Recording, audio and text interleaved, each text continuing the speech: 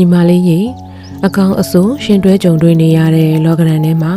အဆိုးတွေကြုံလာရင်ကိုအပြစ်တင်လိုက်ဘေးလူကိုအပြစ်တင်လိုက်နဲ့ဖြတ်တန်းနေသူတွေကိုတွေ့ဘူးလားတခါအကောင်တွေနဲ့ကြုံမြင်တော့ငါဟဲ့ဆိုပြီးလက်ကမောင်းခတ်ငါတော်လို့ပဲဆိုပြီးဂုံယူ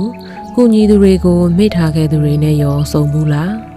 လူတွေရှင်သန်လာကြတာကြွေးဟောင်းဆက်ကြဖို့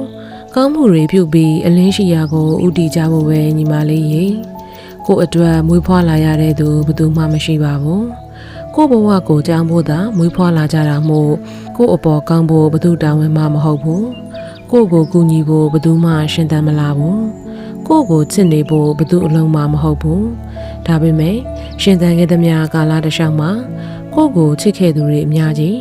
ကိုဂရုစိုက်ခဲ့သူတွေအများကြီးကိုစေတနာထားကူညီခဲ့သူတွေအများကြီး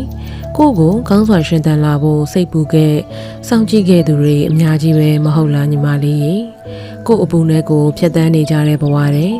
ကိုအပေါ်ကူညီခဲ့စေတနာမေတ္တာထားနေတဲ့သူတွေကိုကျေးဇူးတင်တယ်လေ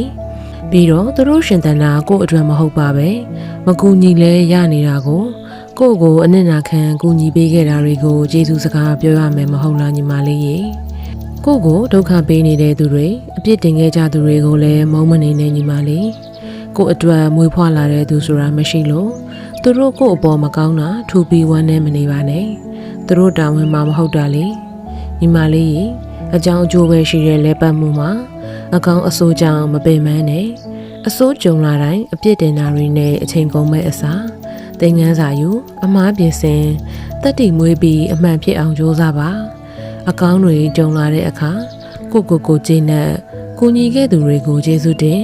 ပို့တော်အောင်သာထပ်ကြိုးစားပါဘဝဟာခဏလေးမို့ညီမလေးရေကျွေးဟောင်းတွေကိုသေချာဆက်အလင်းတစ်ကိုဦးတည်